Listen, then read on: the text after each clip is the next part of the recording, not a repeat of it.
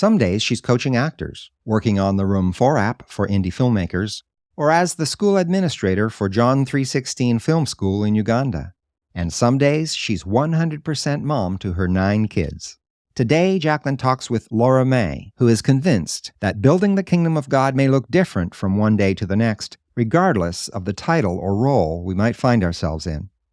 This is the Faith and Family Filmmakers podcast, helping filmmakers who share a Christian worldview stay in touch, informed, and inspired. Quiet on set. Rolling. Today's host is Jaclyn Witt. Hello, welcome to the Faith and Family Filmmakers podcast. My name is Jaclyn, and today I've got Laura Mae with me. Laura is a Navy wife, mom of 9, and a passionate dreamer who has taken a lifetime of love for the arts and turned it into an international ministry serving the faith-based and family-friendly film family all over the world. She's an actress, casting director, producer, and more, excitedly and constantly discovering new hats to put on. Her latest project is the brand new app for the indie film world called Room 4. Okay, help me understand. That's a lot of kids, and you have a lot going on in your life.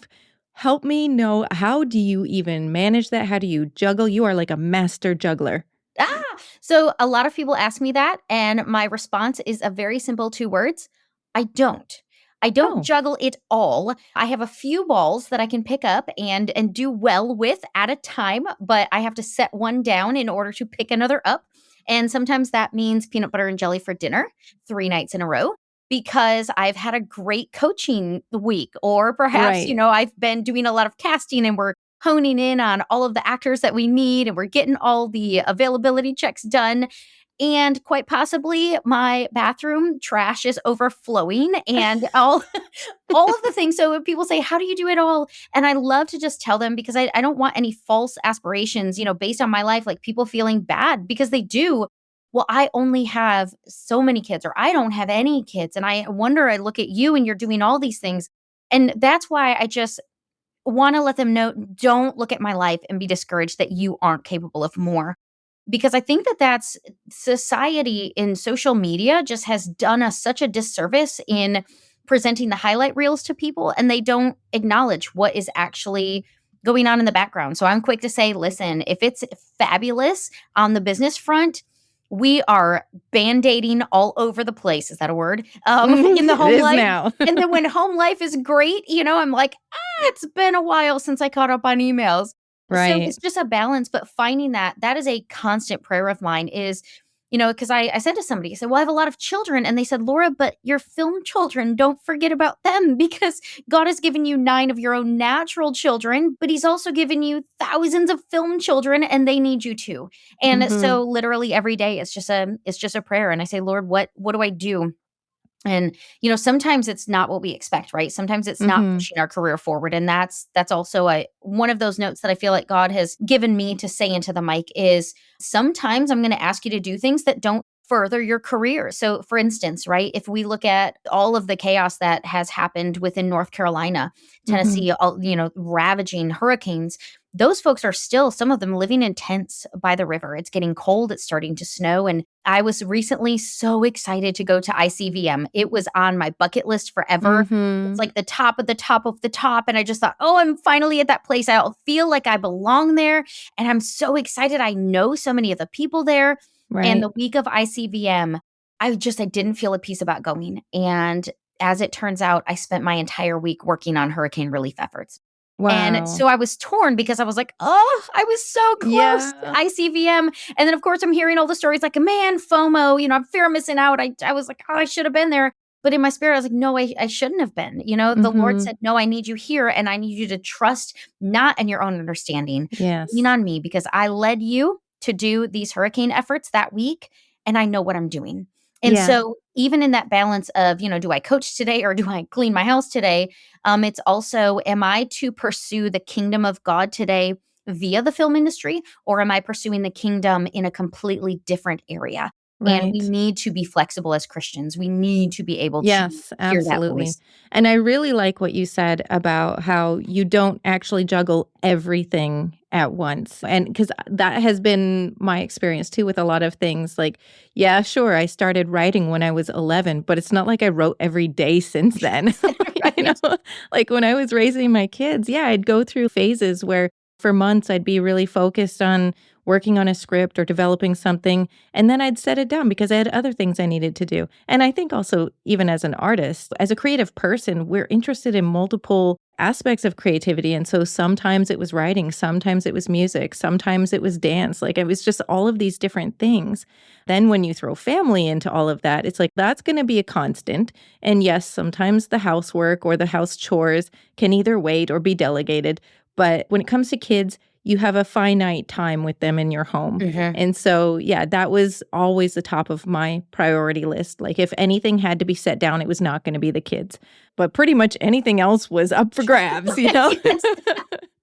Well, and I promised the Lord when he pulled me in this direction, I said, if you will allow me to do this, I mean, this is so fun as an adult. I didn't realize I could actually do what I love and be a mom.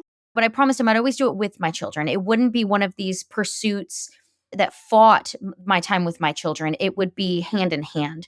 And so I've been very, very blessed to encounter filmmakers and fellow film industry veterans around the nation that welcome me and my children. And that's not normal. So that's part of how I've known that this is what I'm supposed to do, because I'm welcomed, and the doors thrown open a lot of times for my children as well, which is awesome. Yeah. Oh, I love that. And I love that they're interested in what you're doing. My kids had zero interest in anything that I was doing, but whatever. Well, it's funny because none of them want a career out of it. Not a single one. You would think out of They're just 9 having fun. children, I'm going, could I, just one of you maybe want to work with mom? I don't know. Right. And if they all have their own individual pursuits, now they love the film festivals. They love being on set. They love the relationships that they have developed because film folks are some of our favorite folks. I mean, like it just is family. I think you probably spent more time holding my baby at a recent film festival Yeah. than any of her aunts or uncles have. And it's just the that's way funny. it is. But I love it because when I say film family, like it really is. And they've taken me in and my children. And That's so fantastic. it's awesome. All right. So let's talk a little bit more about some of the things that you are doing. Tell me about John 3:16. Because this is such an amazing ministry that you have. Would you call it a ministry, or how would you describe it? Sure. So let me backtrack and I'll try to do the fastest version of this that I ever have. But when I was 5 years old, I really felt strongly called to African missions. And I didn't know what that meant. I was 5, but I so adored the missionaries that came through our church. And I love sports. So I was looking at these baseball cards and basketball cards. My brother and I would collect them and wrestler cards. And don't judge me.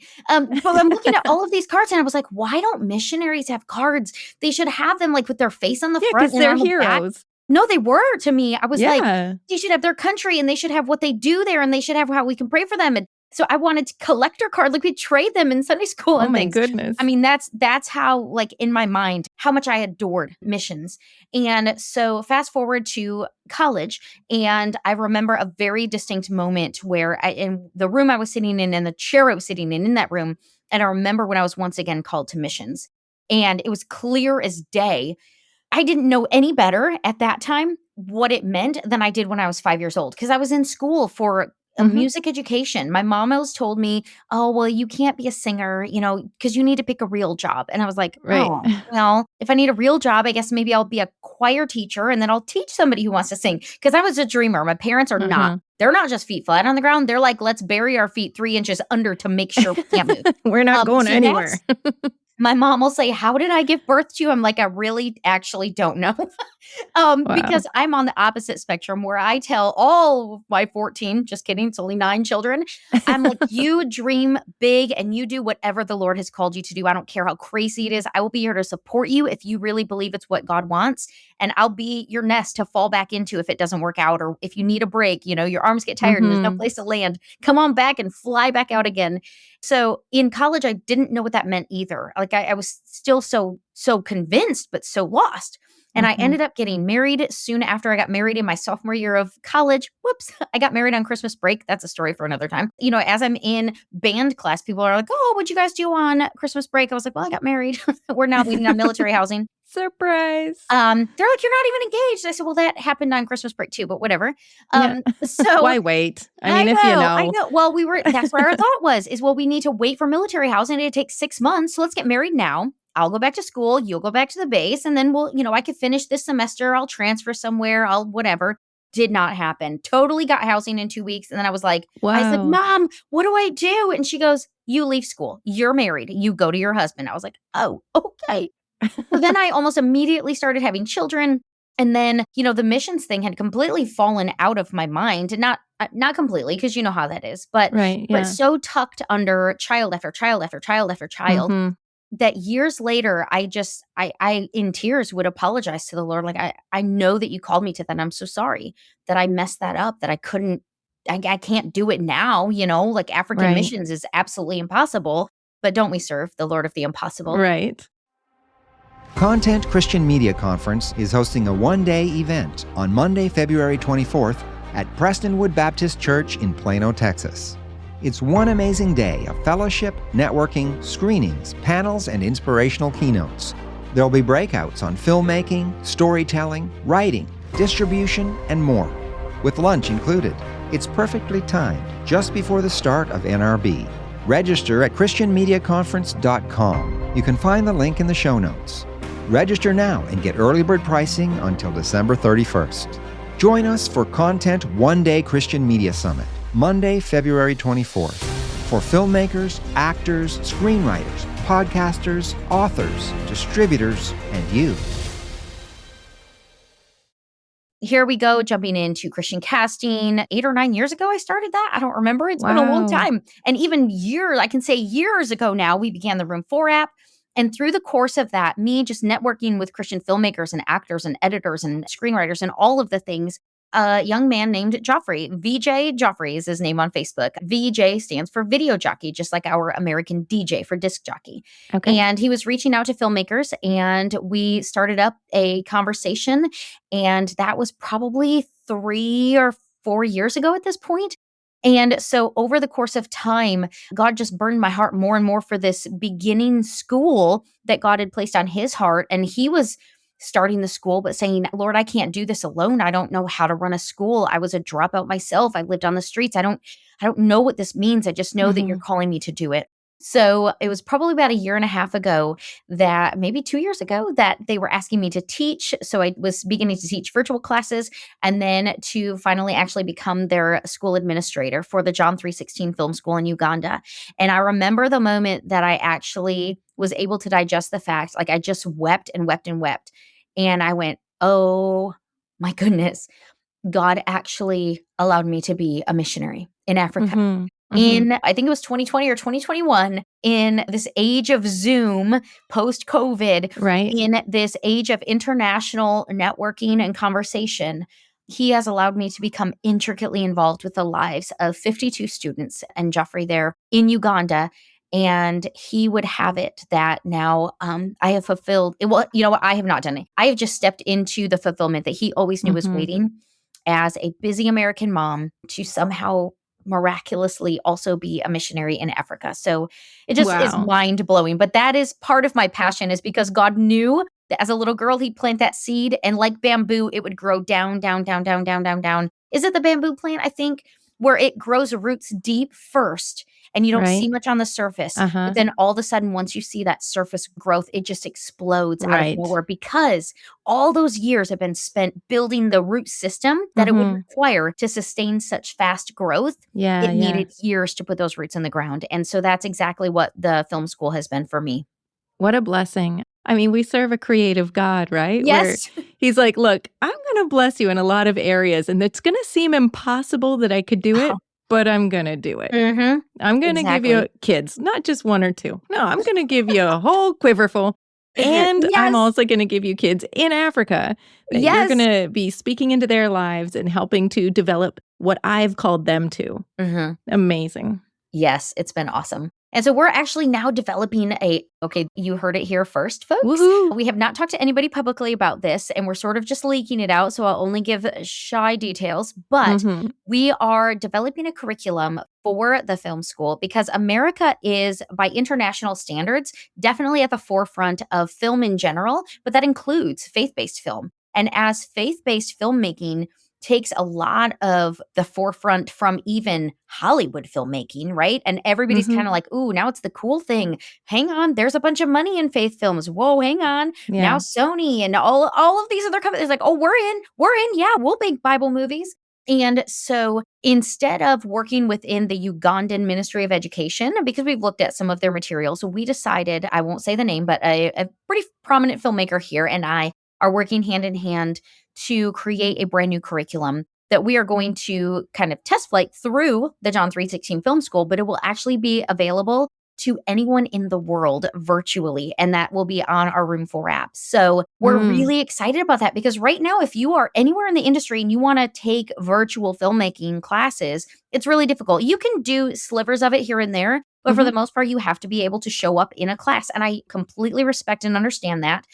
But I've kept thinking there's got to be something for those who want to learn and just can't sit in a classroom. You know, Right. in this age of Zoom, can we provide something that at least gets their foot in the door, at least gets them to know the folks that they should know in this industry? And so we're excited. We're going to be asking a lot of our own peers here in America to be most of the teachers so that we're Mhm. introducing to them not just a fellow upcoming American talent, but I'm hoping that names like you, Jaclyn, are going to be known literally all over the world. And we'd be like, hey, by the way, Alexandra and Jaclyn have this really cool mentorship program, and Yeah, maybe yeah. you guys are teaching a class. And then, we're going to be asking these other folks in America. And so we're super excited about that. Okay, I have a question. Are you talking about evergreen content or are you actually doing live online Zoom kind of classes? Oh, evergreen content. Yes, because Okay. you remember that old meme, like, ain't nobody got time for that? That is Right? one ball that is far too large for me to juggle at all. And so we are trying to make it evergreen so that it can sustain itself. And then we can continually add content if we would like to.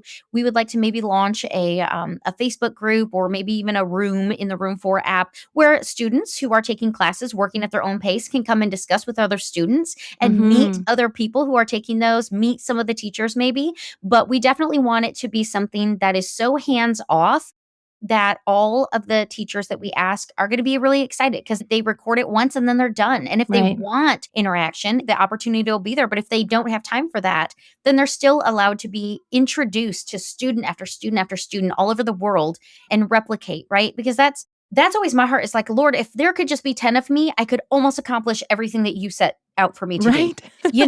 but I need I clones. know. And somehow that seems really anti you to Yeah, clone well, ourselves. you know what? We're going to have to talk more about this off podcast because I want to share with you a lot of the things that I have learned because, like, we've been doing some similar things with developing out our education. And so definitely we should connect. Yes. And I think that this is where, as believers, as family, that we can learn and grow together and with each other, from each other. Mhm. And I want you to be successful. And so I am so excited that I can share with you some of the research I've already done that would Awesome. hopefully launch this forward even faster for you.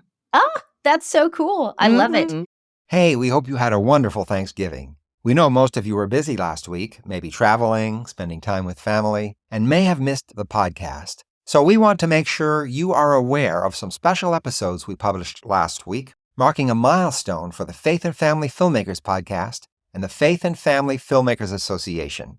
Last week, we celebrated our 100th episode, and we had a lot of fun. We introduced a new host that will be sharing the mic with us in the coming year. So if you missed them, make sure you go back and listen. In episode 99, Jaclyn and I take a look back on where we've come from.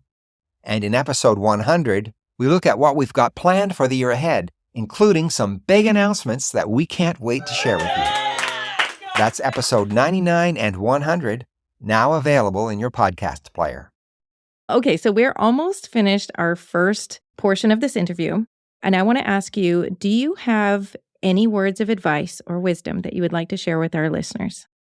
One of the isms, people, if they hear a phrase, they've started going, oh, that's a Laura, that Laura started that your talent defines your mission field. And I do believe that that is why we are given the talent that we are given, not so that that talent or that passion can define us, because it shouldn't, but because that is going to define our particular circle. And one of the most incredible videos that I ever saw on Facebook that speaks to this is this man says, well, isn't it exciting God called you to be a singer? And he's like, he didn't call me to be a singer. I mean, I love to sing and I sing, but that's not what I was called to do, because if that's what I was called to do, what happens if I lose my voice? Right. What happens if I get in a wreck and I can't speak? Or what if happens if I'm disfigured? Or what happens if, then am I not who I was called to be? He's like, our Right. talent doesn't define who we are in Christ. And so many people get that so backwards. Mhm. So if you allow your passion and your talent to simply define the circle that you run with for this season, then if that talent or that passion changes, it doesn't completely disengage you from yourself. Like I have been in a position where I lost my identity, even as a Christian.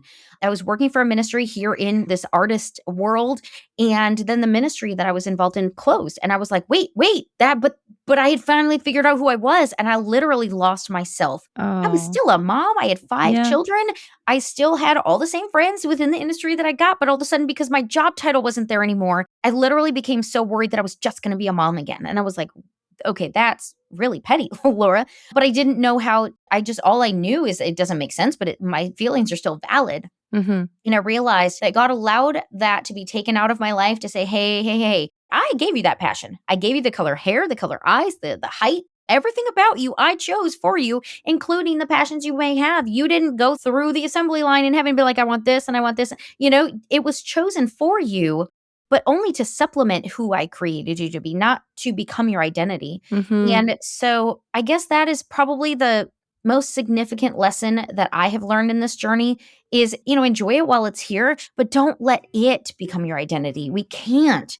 And it's so easy because we feel that we need to validate ourselves. We need to prove ourselves, not just to others, but even to ourselves. I have to prove that I'm worthy to run Christian casting. I have to prove that I have a right to build an app. Like, no, God has given me these passions, and that's what I'm here to do. And if he changes those passions, like I think we were talking about the recent ICVM film festival I wanted to go to. And the Lord's like, no, you are going to be doing hurricane relief efforts for North Carolina that week. Mhm. But because my identity is as a child of the Lord who longs to build his kingdom, then whatever direction he puts me in that day, like if I wake up in the morning, he's like, okay, now today I need you to do this. But like, all right, cool. I'm on it. And then the next day I'll be back to film stuff or not.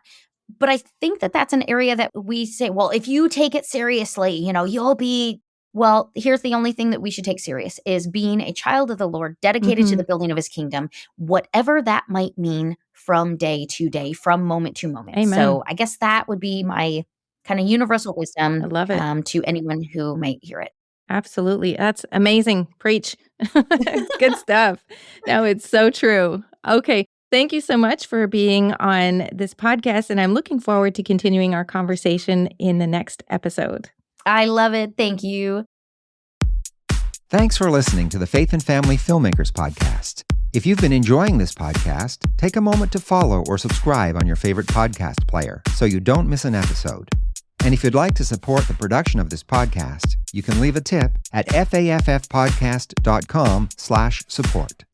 Bringing filmmakers together for faith and family.